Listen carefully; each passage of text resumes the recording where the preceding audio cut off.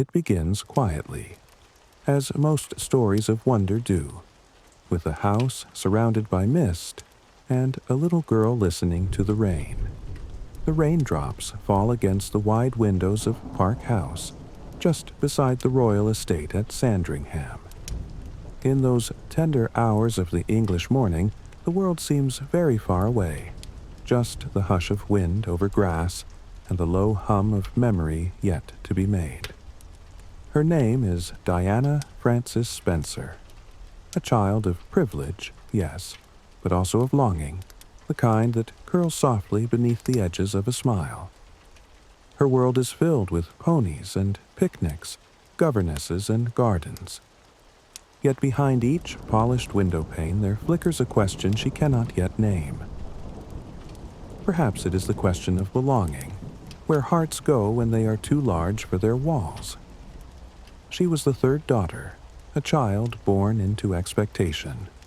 Her parents, the Viscount and Viscountess Althorpe, hoped for a boy, an heir to the family line, but fate, it seems, preferred gentleness.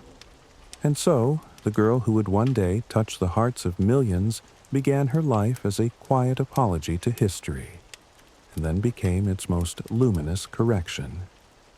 There were moments of laughter, of dancing down hallways in socks, of hiding behind curtains as the sunlight broke through in beams. And yet, like so many who would later love her, she learned early that joy can exist beside sadness, that smiles are sometimes shields. When her parents' marriage dissolved, she felt the house grow colder. A little girl watching the grown-up world fracture in slow motion. She once said she felt unwanted, invisible. But invisibility, for a soul like hers, was never meant to last. Diana was drawn to light, to warmth, to life. At school, she was shy but observant, the sort of girl who noticed when someone was left out, who offered her half of an apple or her whole attention. Her teachers described her as sweet-natured but dreamy, as though her mind was always just a few clouds away. And perhaps it was. For even then, the seeds of compassion were already taking root, waiting for the world that would one day need them. She loved ballet, though she thought herself too tall to ever be graceful enough. She loved music that told stories, books that promised love, and the sound of laughter carried across summer lawns. To those who knew her, there was something slightly otherworldly about her kindness, not loud, but luminous, the kind of goodness that could change a room without a word.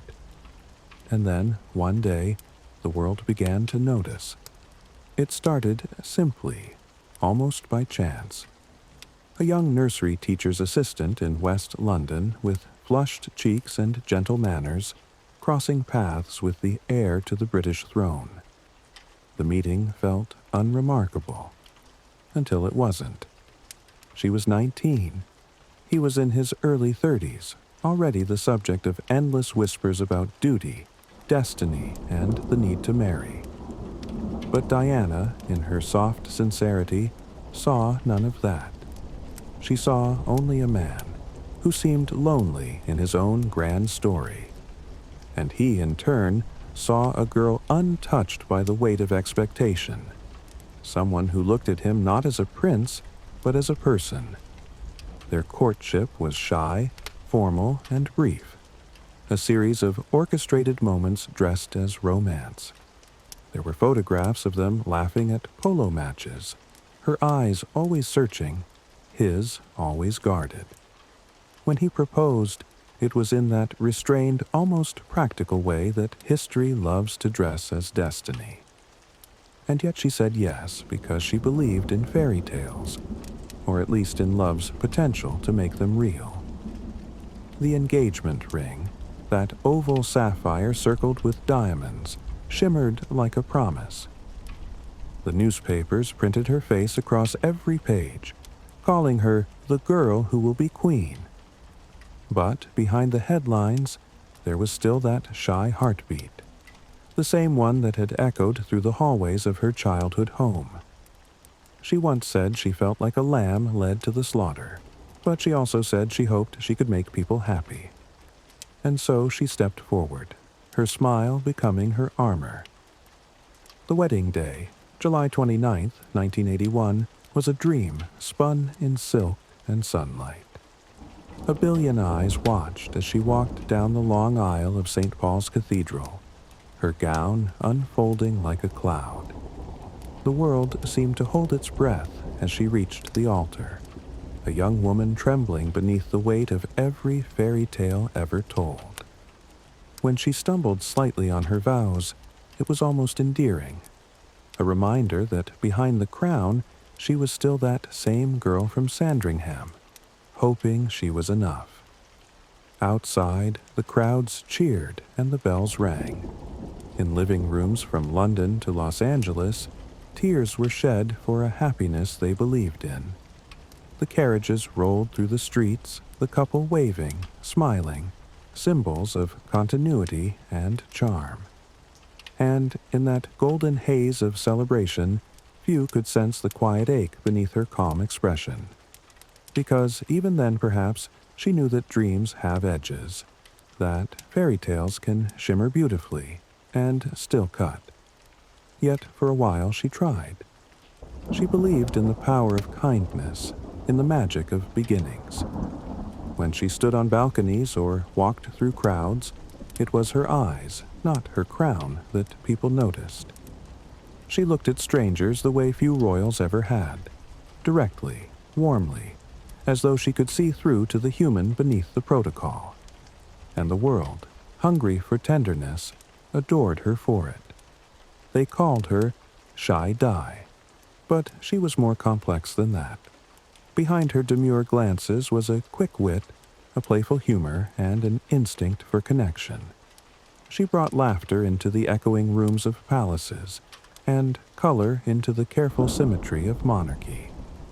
But as applause grew louder, so did the loneliness that followed it home. The palace was cold in ways that marble cannot describe. Its traditions, centuries old, were like invisible walls.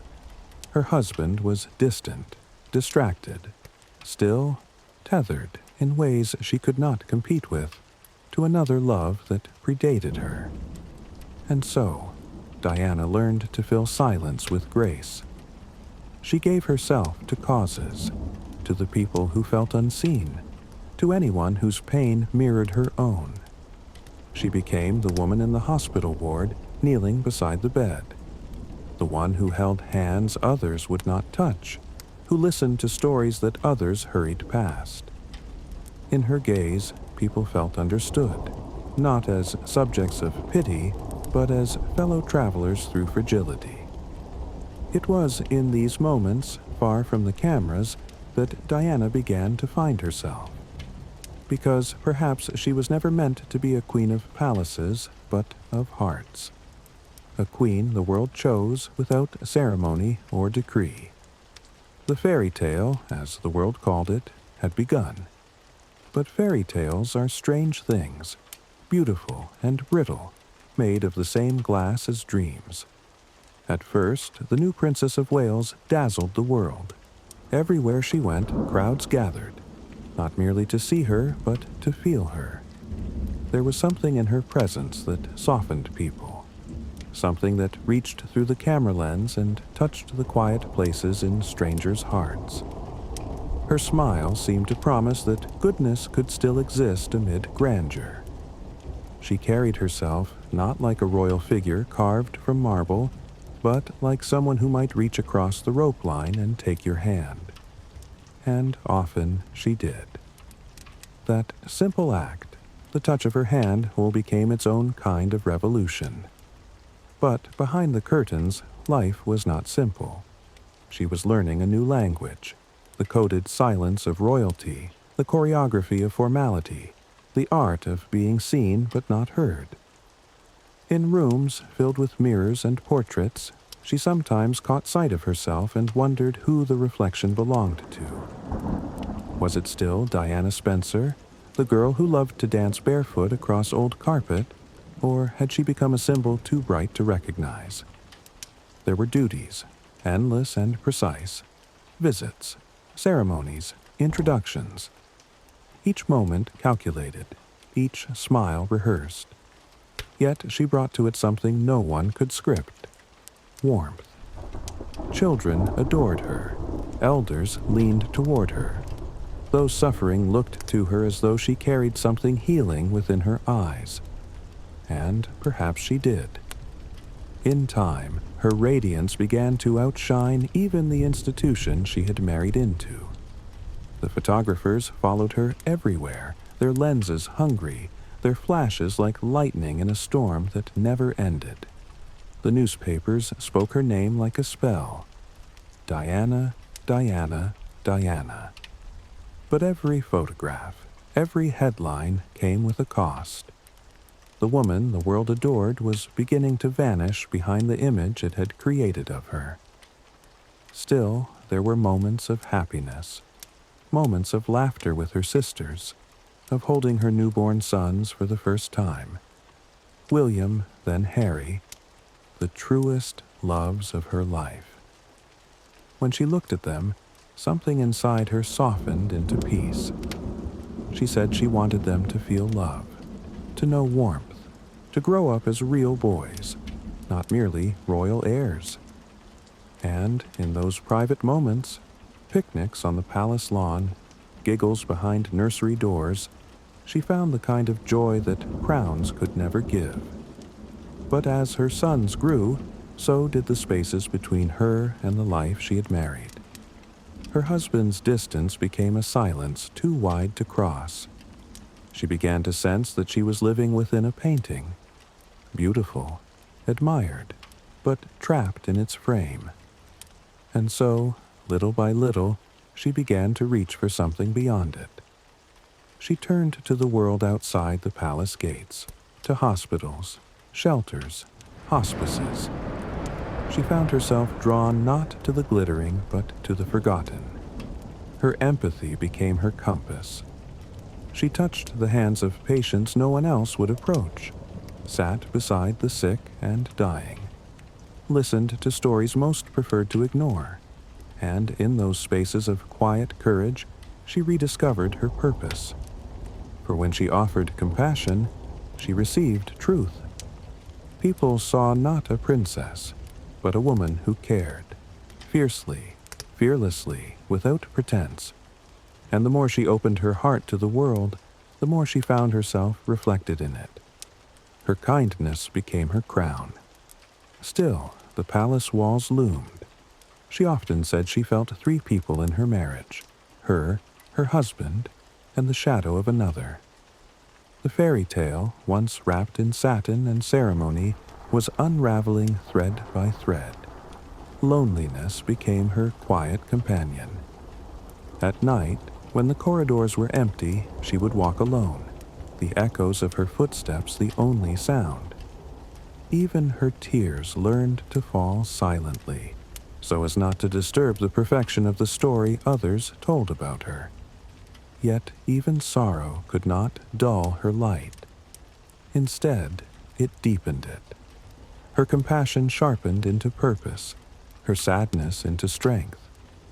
The more the world misunderstood her, the more she sought to understand the world. And so, even as her marriage faltered, her humanity blossomed. The cameras that once sought glamour now captured grace. The girl who had once felt invisible became the woman who made everyone else feel seen. She had entered the royal family as a bride. But by the time the fairy tale began to fade, she was becoming something rarer, a legend built on kindness. Life inside the palace was not what the outside world imagined. From a distance, it seemed a place of gold and grandeur, chandeliers, velvet halls, voices echoing through centuries. But to Diana, it often felt like a museum of silences. Each day unfolded with clockwork precision. The timetables, the appearances, the whispered reminders of duty. Every smile measured, every gesture watched. She learned to move through it all like someone gliding across ice, poised, careful, afraid to fall. The mornings began early. A lady's maid would open the curtains, the pale light of London filtering through the glass. Tea trays, correspondence, official briefings, the small rituals of royal life that filled the hours before she could step beyond the walls. And yet sometimes she longed simply to open a window, to hear the street sounds, to feel a breeze that hadn't been planned for her. In those early years, she tried to fit the mold. She studied the way others curtsied, spoke, smiled. She learned when to laugh, when to remain still. But somewhere deep inside, that free-spirited girl from Norfolk stirred restlessly, as if reminding her that she was never meant to be perfect, only real. At state dinners, she would sit beneath chandeliers that glowed like captured stars, her eyes wandering to the painted ceilings.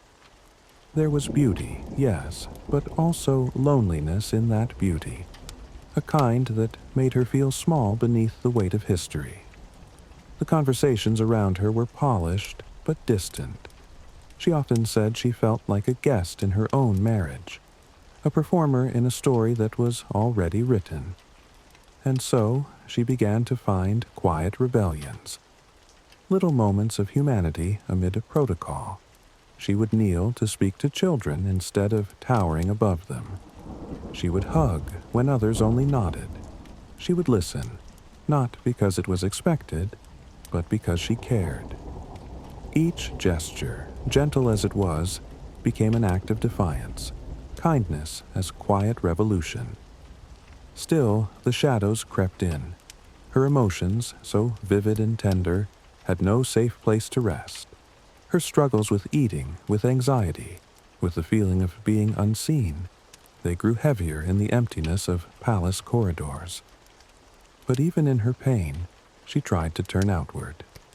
She once said that she didn't want her tears to be wasted, that if she could help someone else through her own struggles, it would all make sense. And so she smiled, and the world saw light. They didn't see the long nights of solitude, the restless thoughts, the ache of trying to be enough. They saw the gowns, the jewels, the photographs, and assumed happiness. But behind the shimmer, her heart whispered for something simpler: love, truth, belonging. When William and Harry were born, the palace seemed to breathe again, if only for a while. Their laughter filled the rooms that had known too much silence. Diana would chase them across carpets, hide behind doors, laugh freely in ways that needed no permission. She wanted them to grow up with the warmth she had missed, to know that tenderness was not a weakness but a strength. She would say, "I want them to feel my love wherever they go." And in that wish, she planted the roots of her legacy. Still, the press never left her alone. Every outing became spectacle, every expression a headline. She could not walk a street without flashes following her like ghosts of her own reflection. The same cameras that adored her also consumed her.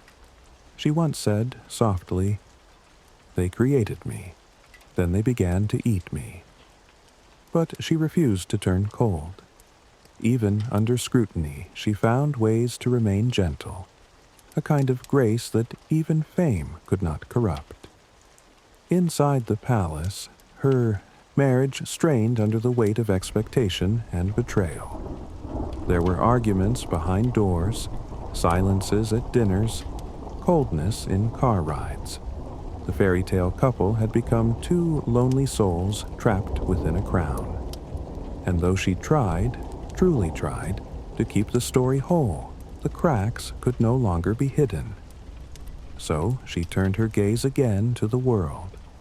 If she could not find peace in her own life, she would create it for others. Her visits became lifelines to hospitals, charities, the homeless, the sick. In holding the hand of a stranger, she found the comfort she could not find at home. Each act of compassion lit a small flame against the surrounding cold, and soon that flame began to grow. Motherhood changed everything. In the moment she first held her baby boy, a tiny, blinking bundle wrapped in white, something within her life finally made sense. All the noise, the cameras, the loneliness dissolved into that single heartbeat resting against her own. She would later say that when William was born, her soul exhaled, and when Harry followed, her heart doubled in size. Inside the palace, the rules still stood, the nannies, the schedules, the centuries of protocol dictating how royal children should be raised. But Diana, ever quietly defiant, followed the guidance of her heart instead. She wanted them to know love as something ordinary, not ceremonial. She wanted laughter in their childhood, mess and mischief, scraped knees and muddy shoes. And so she knelt on the nursery floor, built Lego castles, chased them through the gardens, read bedtime stories by the glow of lamps. The palace had not known that kind of warmth in generations. There are photos of her, taken in those years. William tugging her sleeve, Harry giggling in her arms. And though the world saw a princess, what she saw were her boys, the two souls who made her brave. Because through them, she found something indestructible, purpose. She took them to theme parks, to fast food restaurants, to places royal children were not supposed to go. She wanted them to see the world as it truly was, not the curated version prepared for them. She once said she wanted them to grow up knowing people's emotions, people's insecurities, people's distress. She believed empathy could be inherited if only it was modeled. And in her presence, it was. She was protective, fiercely so.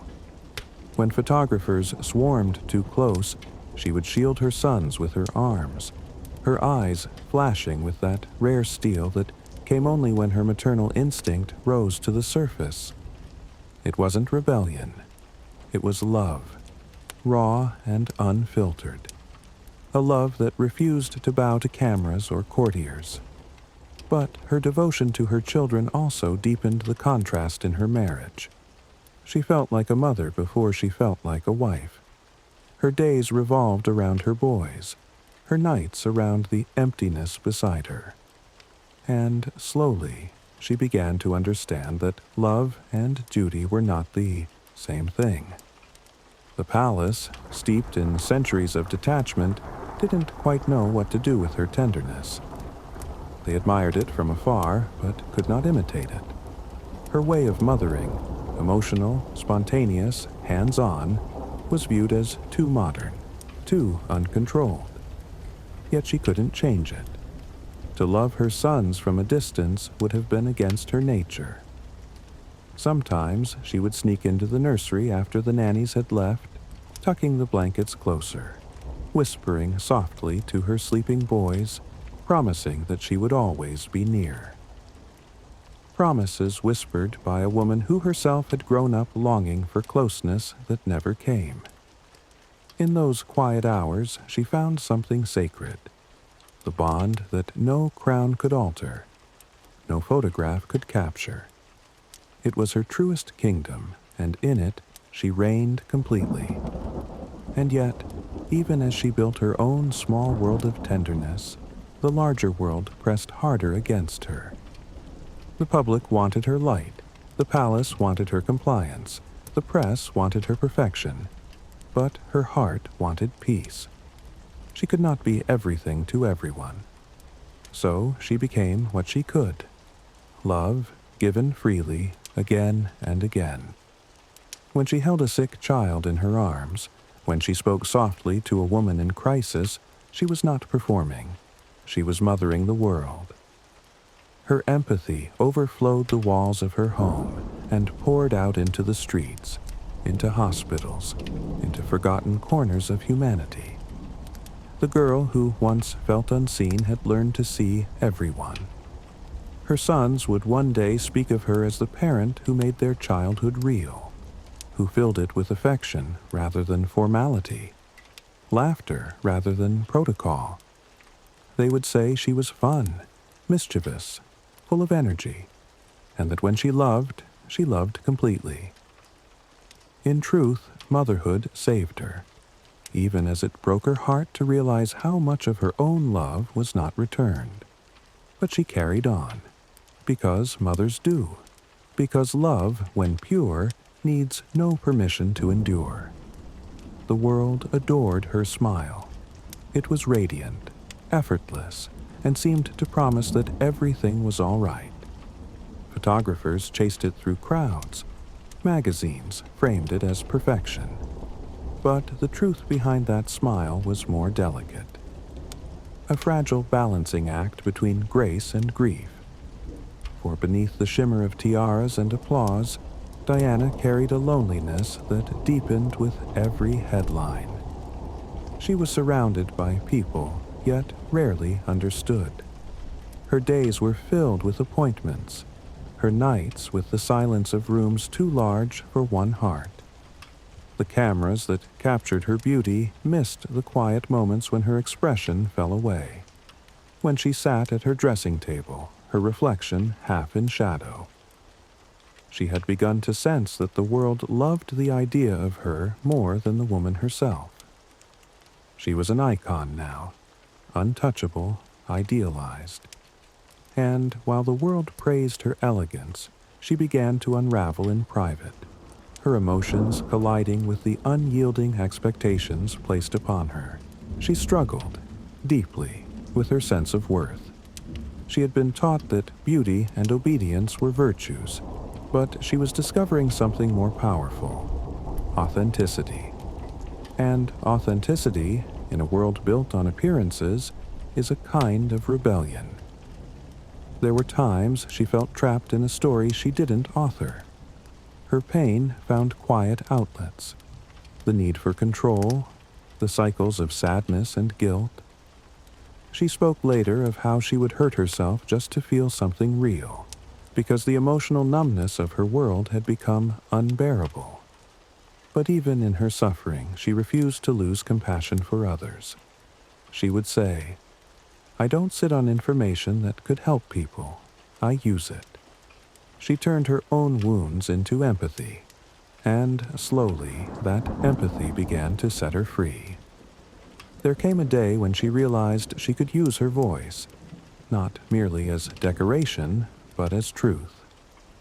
She began to speak about the pressures of fame, about depression, about eating disorders, topics once considered unspeakable, especially for someone in her position.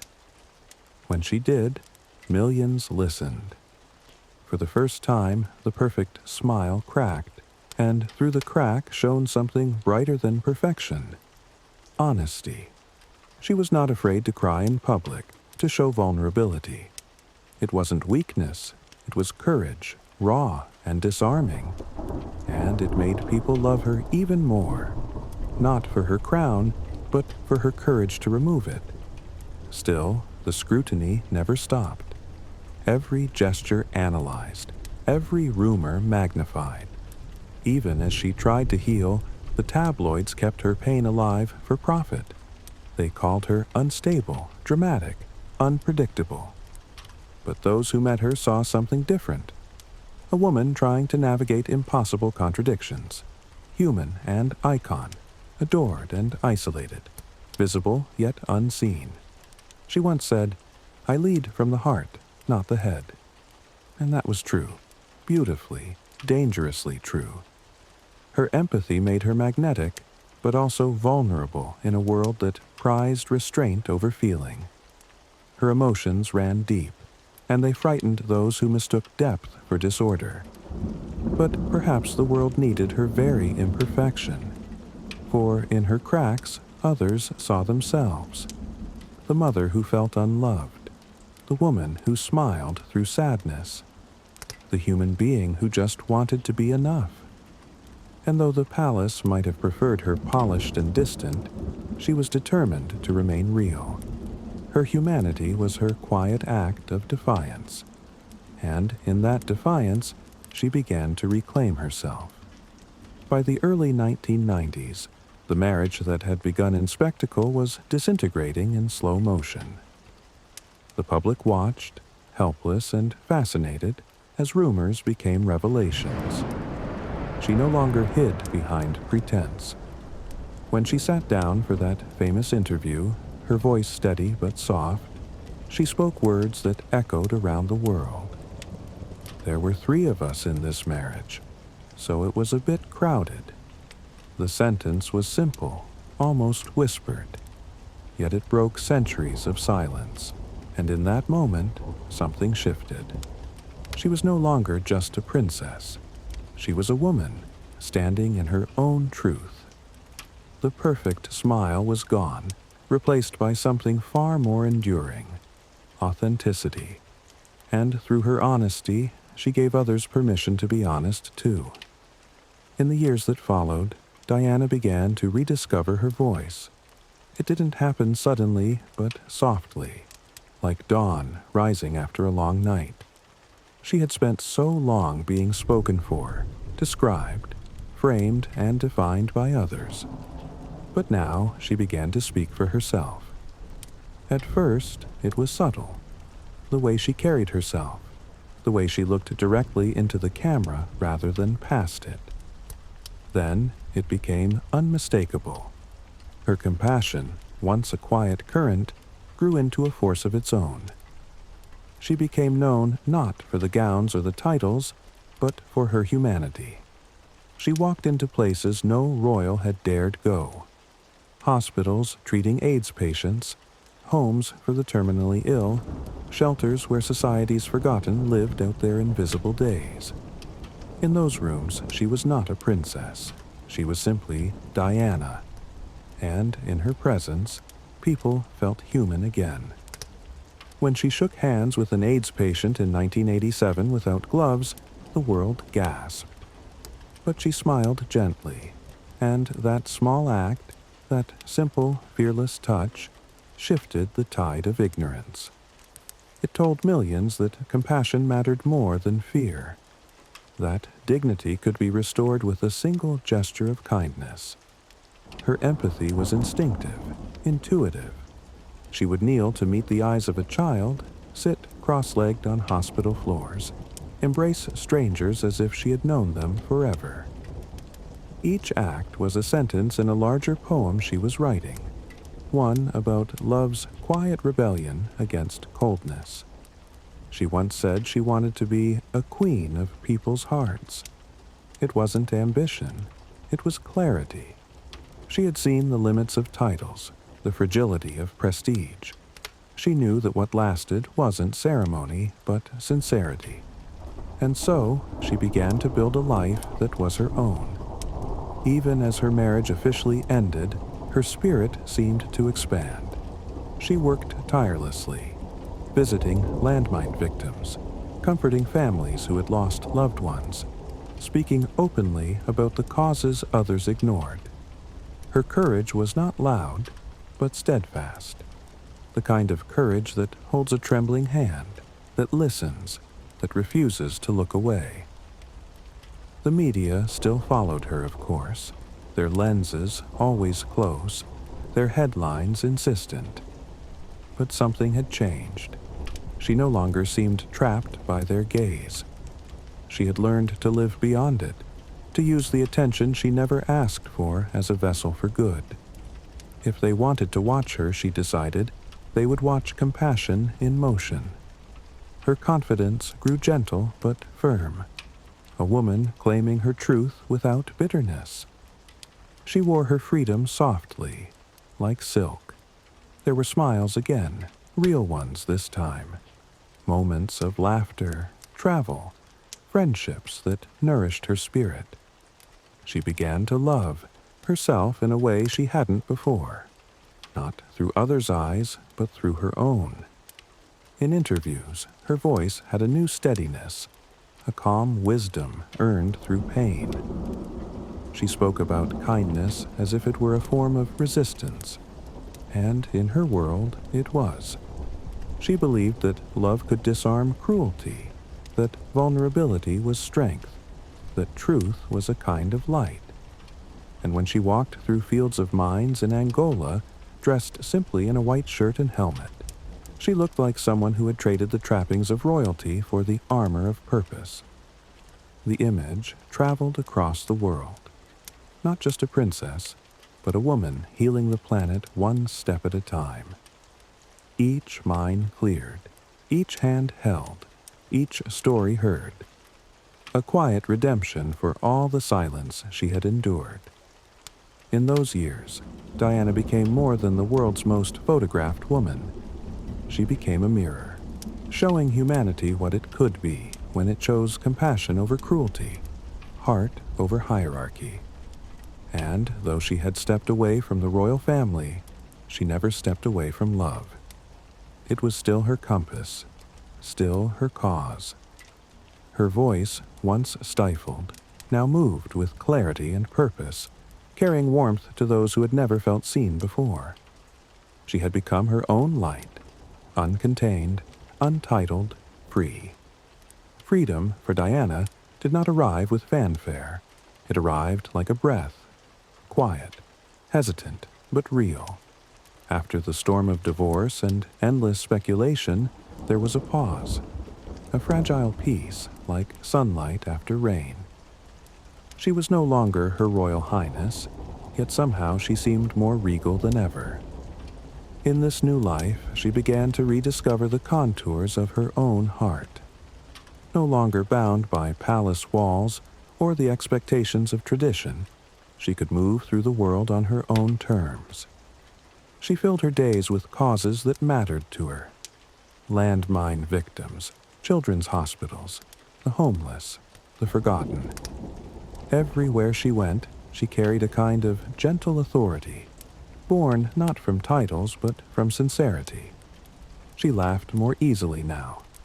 Friends said there was a new lightness to her, a quiet joy that came from living authentically. Her laughter no longer echoed through gilded halls, but across beaches and into ordinary homes. It was the sound of a woman finally belonging to herself.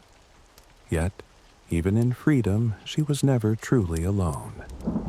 The world still followed her, cameras trailing like restless shadows. But she had learned to make peace with it, to move gracefully even under the unblinking gaze of fame. She once said that she felt like she had two lives, the one the public saw and the one she lived quietly inside her heart. It was that private life she began to protect like a precious flame. She found beauty in simplicity, long walks by the sea, quiet dinners with friends, music that made her feel alive. There was still sadness, of course, and longing, but also acceptance. She had stopped searching for perfection and begun seeking peace. Her humanitarian work deepened. The photographs of her stepping carefully through minefields, comforting the wounded, or sitting cross-legged beside children became symbols of courage, not ceremony. She didn't just visit these places. She entered them, with humility, with empathy, with eyes that said, "I see you." The world watched, moved not by glamour but by grace. Her life had become a paradox, freer and more meaningful than ever, yet still encircled by the gaze of millions. And through it all, her heart remained open. She loved easily, sometimes too easily, believing that kindness could mend what power could not. It made her vulnerable, but also unforgettable. In those final years, she seemed to be living as if she knew time was precious, as if every day must be spent in truth. There was a softness in her voice, a calm assurance that comes from surviving storms. She spoke often about compassion, about the need to reach across divisions, about how small acts of love could ripple across the world. Her words carried weight because they were lived, not rehearsed. And still the press followed, their fascination undimmed, their pursuit relentless. They waited outside her apartment, trailed her through airports, hovered at every public step. She bore it with grace, though it wore her down.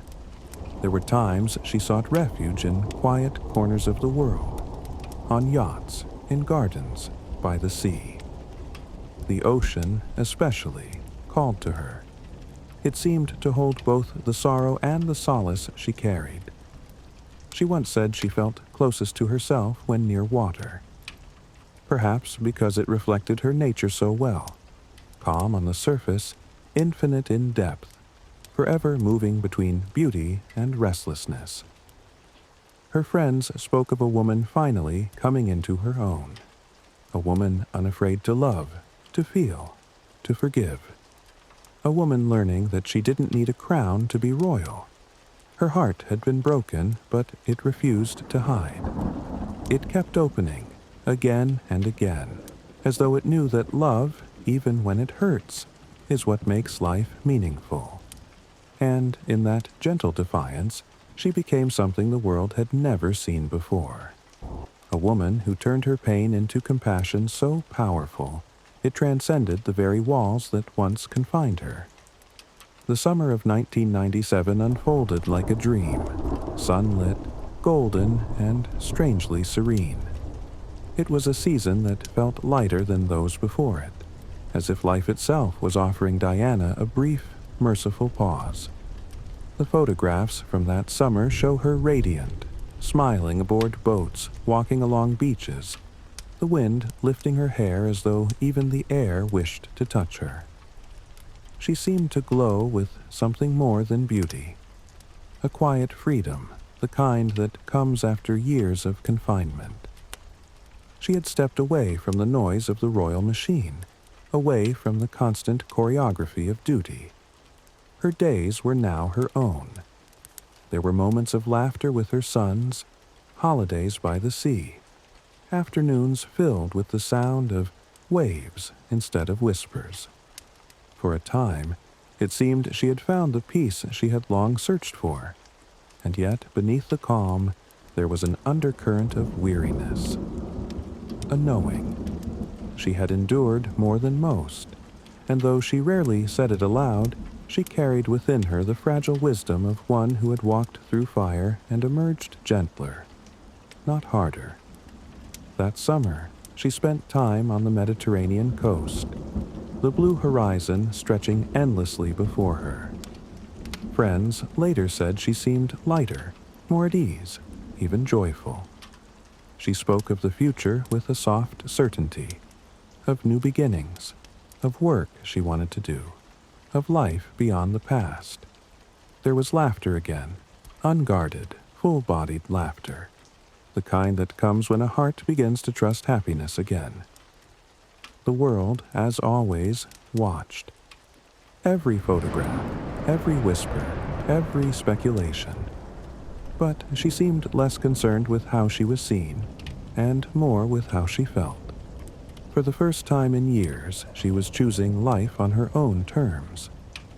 In those late July days, the air itself seemed gentler, as if time were slowing for her.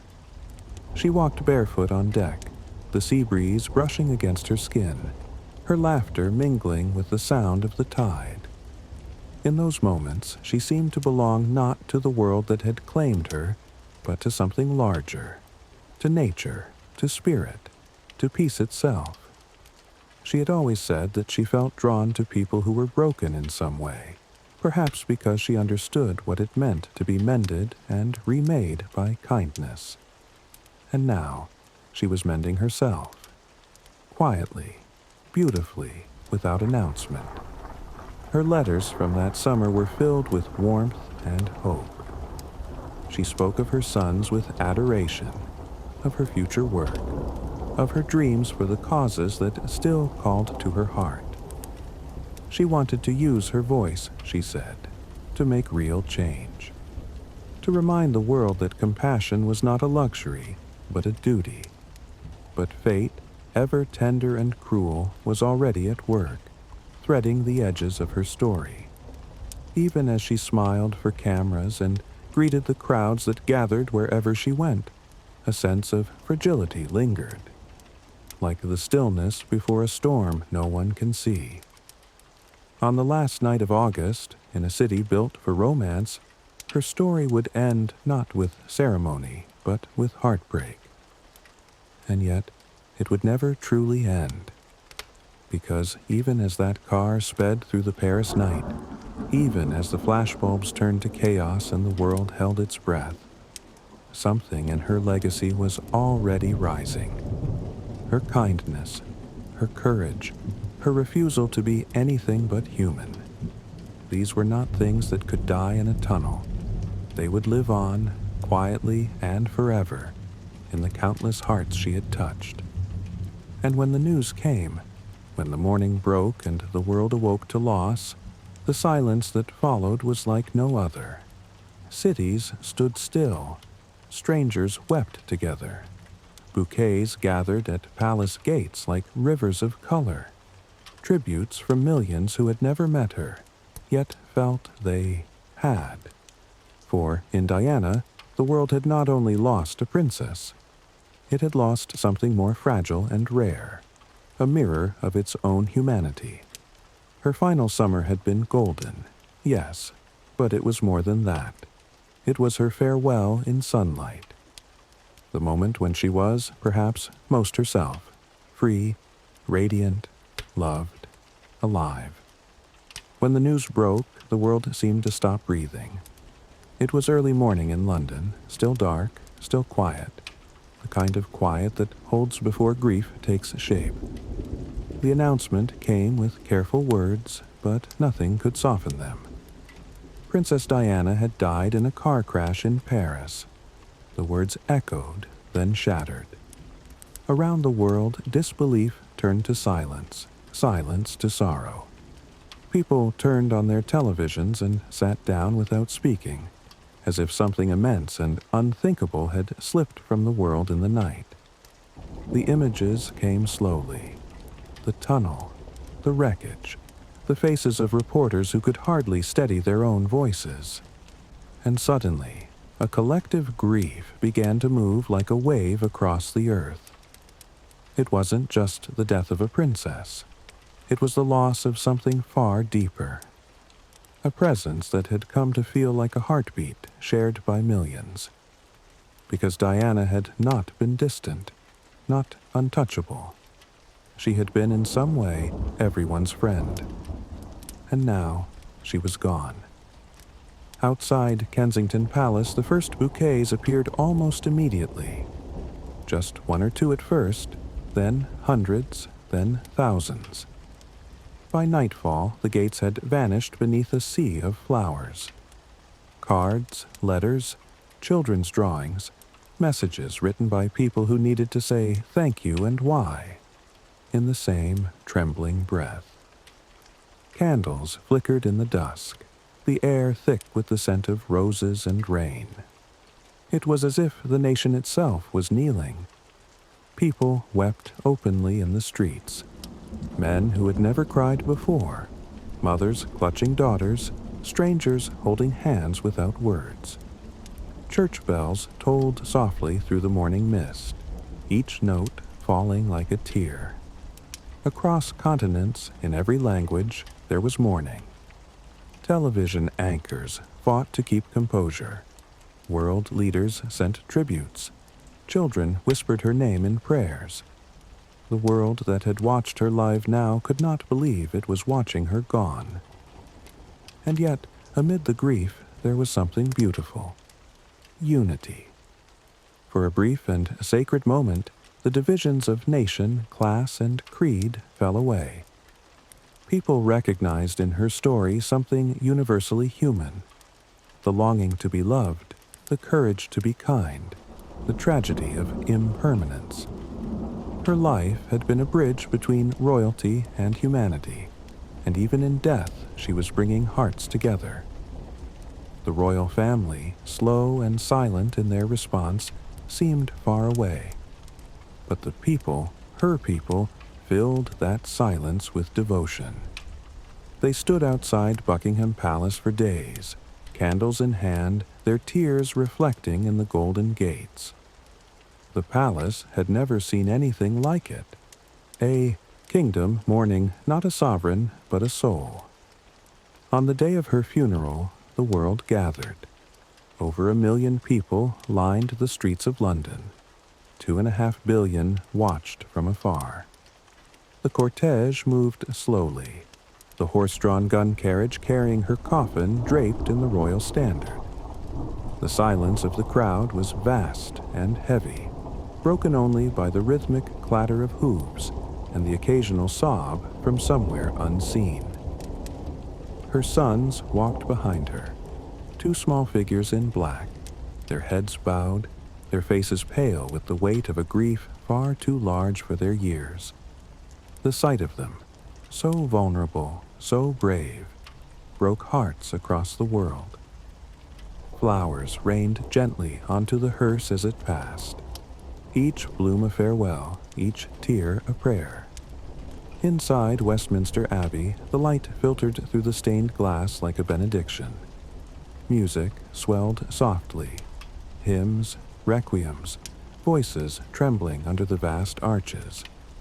And then came the words the world would never forget. She was the people's princess, and that's how she will stay, in our hearts and in our memory, forever. A eulogy spoken with love, its honesty piercing the stillness like sunlight through clouds. When the final notes faded and the coffin was carried away, the world wept openly. Not the kind of tears that fade, but the kind that change something inside. Because grief, when shared, becomes remembrance. And remembrance, when born of love, never dies. Outside, the flowers kept coming. Bouquets piled so high that they overflowed into the streets. The scent of lilies and roses filled the air like a living tribute. And in every corner of the earth, from candlelit vigils in cities to quiet prayers in small towns, her name was spoken with tenderness. That week, the world felt smaller, bound together by sorrow, by gratitude, by the echo of one woman's kindness.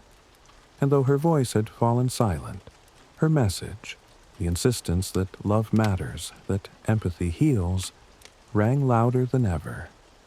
It was as if the universe itself had paused to mourn her, and in that pause, humanity remembered what it meant to feel.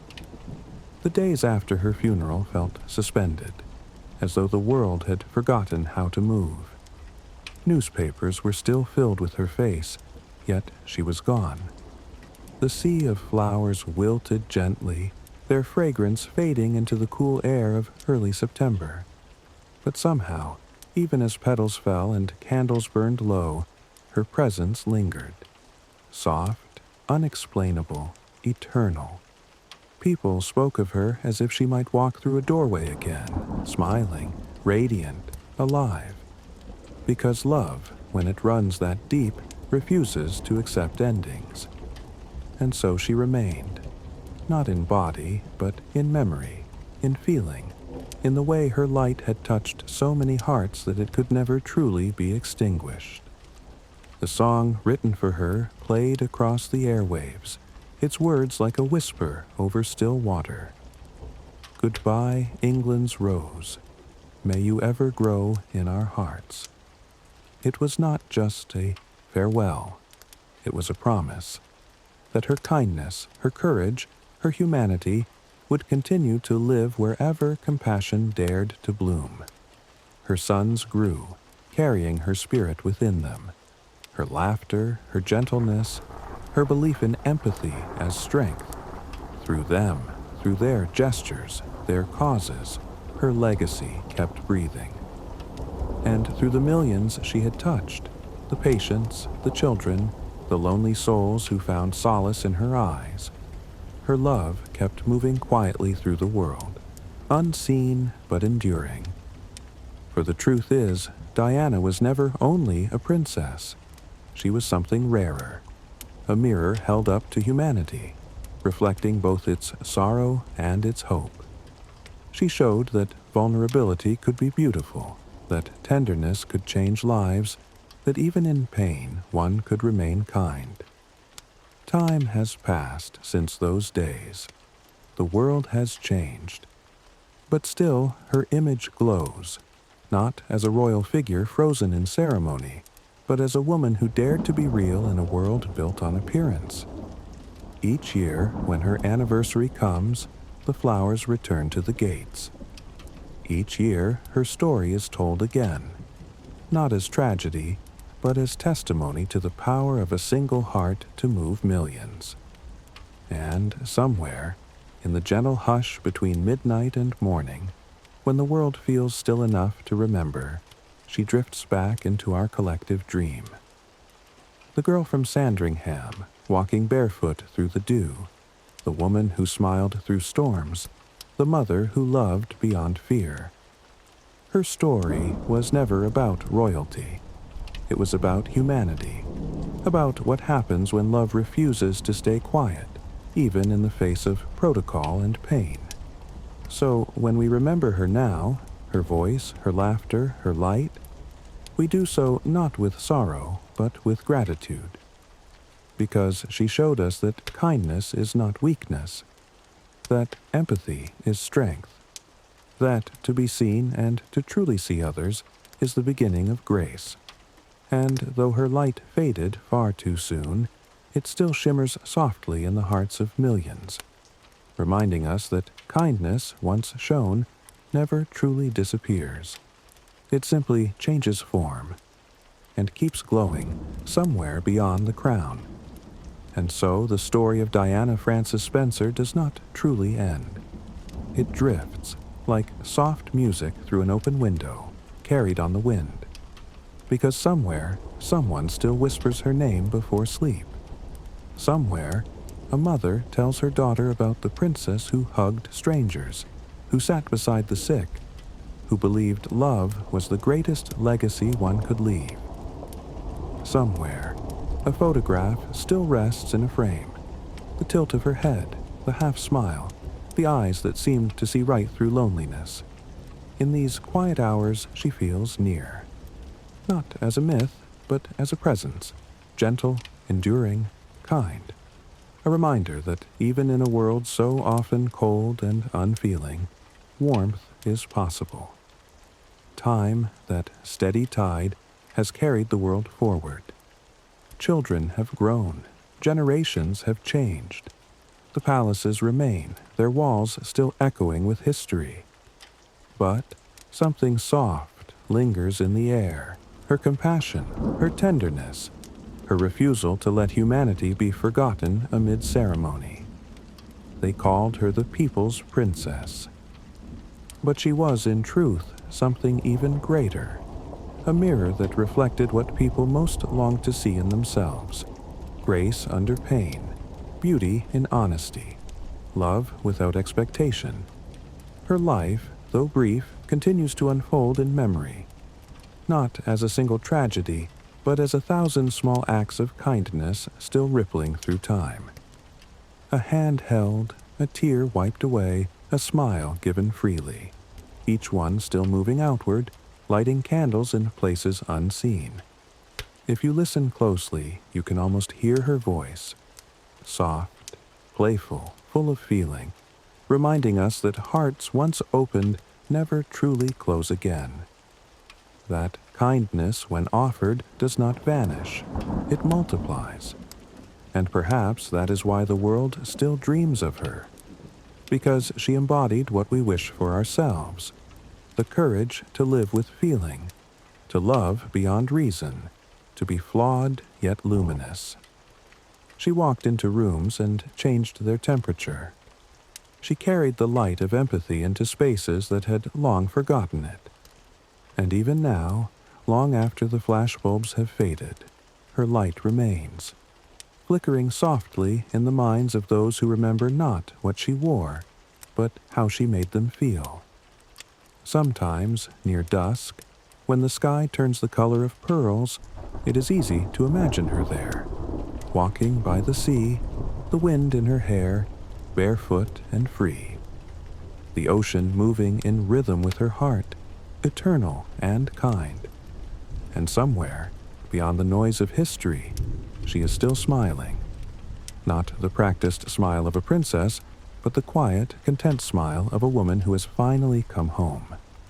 Because love, when it is pure, outlives everything. Duty, loss, even time. And Diana's love was vast enough to hold the world. So let the story rest now, in peace. Let it drift like a candlelight across dark water, steady, golden, eternal. For she was not the queen who ruled a nation. She was the queen the world chose. And though her light faded far too soon, it still shimmers softly in the hearts of millions, reminding us that kindness, once shown, never truly disappears. It simply changes form and keeps glowing somewhere beyond the crown. It begins quietly, as all great stories do, not with trumpets or declarations, but with the hush of a morning sky, pale and tender over the fields of Norfolk. A little girl presses her nose to the glass, watching the rain trace patterns down the window of Park House. The world beyond is green and endless, and in her heart something gentle is already stirring. A dream of kindness, a wish to be loved for who she is, not what she must be. Her name is Diana Frances Spencer, the third daughter of parents who hoped for a son, a child born into privilege and expectation, yet destined to live not by inheritance, but by heart. In the early days, she is shy, imaginative, full of laughter that rings like small bells down the halls. She loves music, ponies, the scent of books, and the quiet company of those who listen. She is tender even as a child, drawn to anyone who seems sad or forgotten. Perhaps, even then, she knows what it means to feel unseen. When her parents separate, the world around her splinters. The house that once held warmth now echoes with the sound of doors closing. She learns early that love can vanish quietly, that adults can break promises as easily as they make them. She feels small, unwanted, invisible. And yet, from that ache, something luminous begins to grow. A compassion so fierce it will one day change the world. At school, she is known for her sweetness, her ability to make others laugh. She is not the best student, but she is the most beloved. She dreams of dancing, ballet most of all, though she worries she is too tall, too awkward, too visible for such grace. But grace, she will learn, has little to do with height.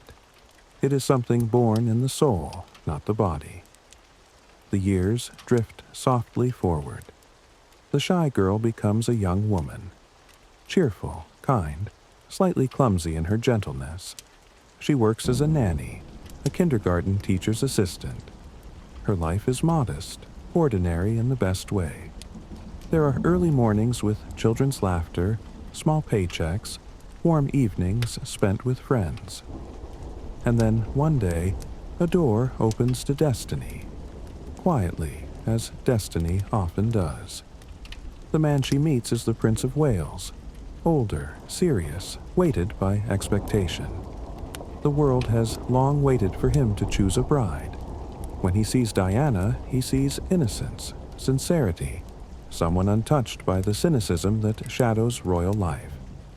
And she, still so young, sees kindness in him, or perhaps only the hope of it. Their courtship is brief, observed, and orchestrated by the world. He proposes with formality, and she, believing in fairy tales, says yes. Her ring, a sapphire surrounded by diamonds, gleams like a symbol of all she dreams love could be. The newspapers explode with headlines: the fairy tale, the romance, the girl who will be queen. But inside her, doubt flickers like a candle in wind. She hardly knows this man, yet she hopes, oh, how she hopes, that love will grow, that kindness will find its way through duty. The wedding day arrives, bright and dazzling. The world stops to watch her walk down the aisle of St. Paul's Cathedral. The train of her gown flows behind her like a cloud, her veil shimmering like a dream half remembered. The bells ring, the crowds cheer, the cameras flash. She looks every bit the fairy tale princess the world wanted her to be. And yet, in her eyes, there is something else. A shadow of fear, a tremor of truth. She once said she felt like a lamb to the slaughter that day. And perhaps, beneath the lace and diamonds, she already knew that love cannot be arranged, that a heart cannot be confined to ceremony. Still, she smiles. She waves from the carriage, the crowds, adoration washing over her like sunlight. For a time, she tries to believe in the story. She tries to be what they call her, perfect. At first, the fairy tale glows.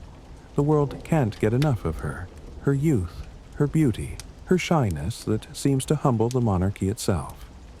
Shy Dee, they call her, though her shyness is simply kindness dressed as caution. Wherever she goes, the crowds gather, reaching for her hand, her smile, her grace. She touches them, speaks softly, listens. She makes strangers feel seen, and in that small miracle, she becomes more than a royal bride. She becomes a symbol of hope. But inside the palace, life feels different. Cold corridors, ancient expectations, silences that linger longer than laughter. Her husband grows distant, distracted, loyal not to her heart, but to another shadow that lives just beyond reach. The fairy tale begins to fray, thread by thread. She learns the choreography of royal life, the endless events, the curtsies, the rehearsed smiles. But behind closed doors, she cries. She feels lost, unseen, controlled by a system that values appearance over feeling. And yet she continues to shine. When her sons are born, her world changes completely. William first, her light, her purpose. Then Harry, her laughter, her joy. In their tiny hands, she finds redemption. She vows to give them the love she longed for.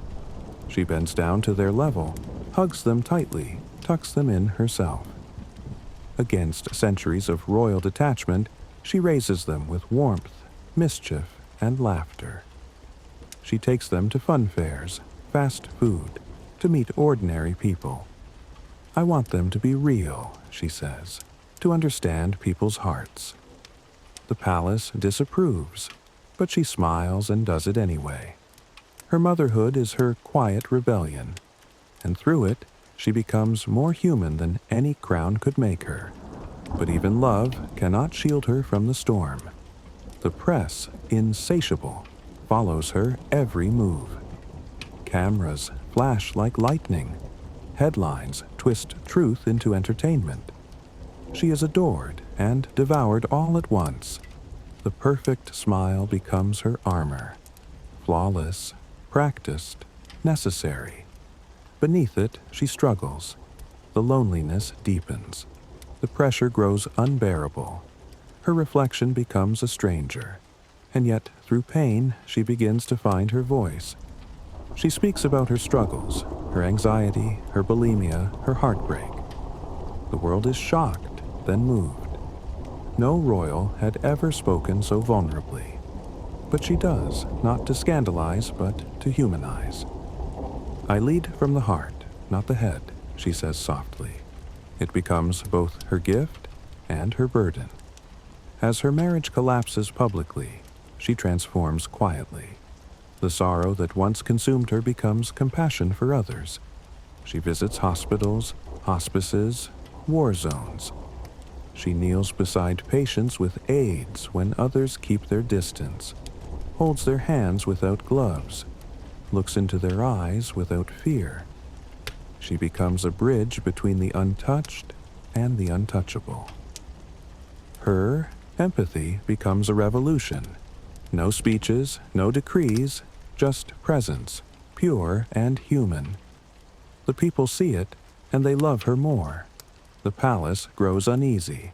The press calls her unpredictable. But she is not unstable.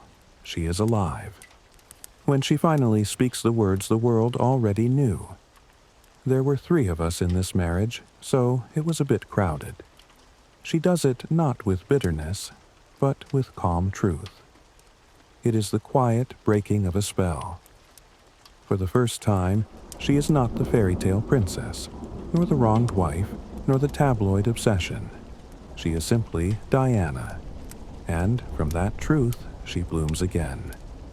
No longer royal in title, she becomes regal in spirit. She dedicates herself to causes that matter, to the sick, the forgotten, the wounded. She walks through minefields, quite literally, her courage steady and her compassion boundless. The photograph of her in Angola, helmet on, eyes calm, a smile beneath the sun, becomes one of the defining images of the century. A woman who once lived behind palace gates now walking through danger, unguarded, fearless. She laughs more now.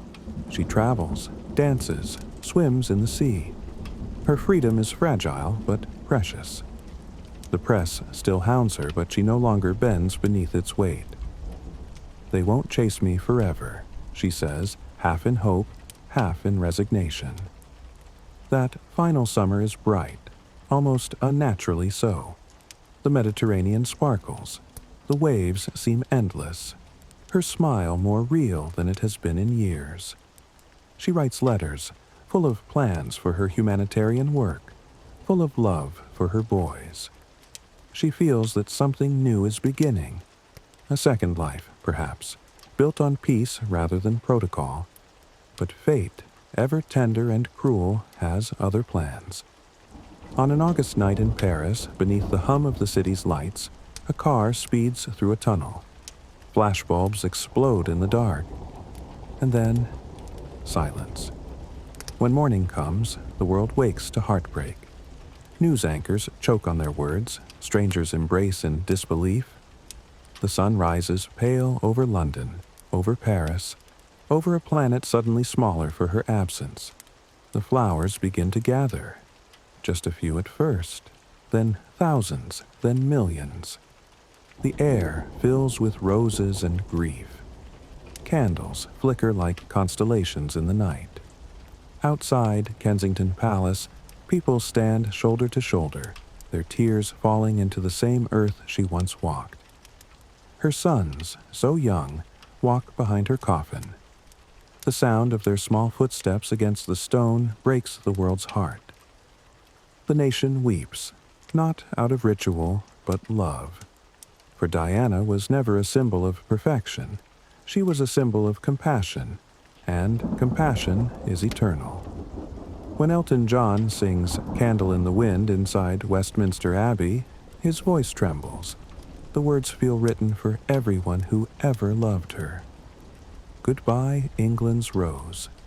May you ever grow in our hearts. And she does. She still does. Years pass, decades even, and still her image softens the world.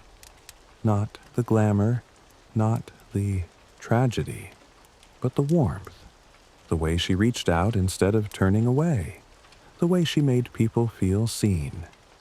Her sons carry her spirit in their lives, in their own work, in the way they speak of her, not as a princess, but as Mummy. The world still leaves flowers on her anniversary. Strangers still light candles. Her name still means love, because love like hers does not fade. It ripples across years, across hearts, across oceans. And so the girl from Sandringham, who once pressed her small hand against the rain-streaked glass, has become something infinite. Not a royal myth, but a human miracle. She was never the queen who ruled a nation. She was the queen the world chose. And though her light faded far too soon, it still shimmers softly in the hearts of millions, reminding us that kindness, once shown, never truly disappears. It simply changes form and keeps glowing somewhere beyond the crown.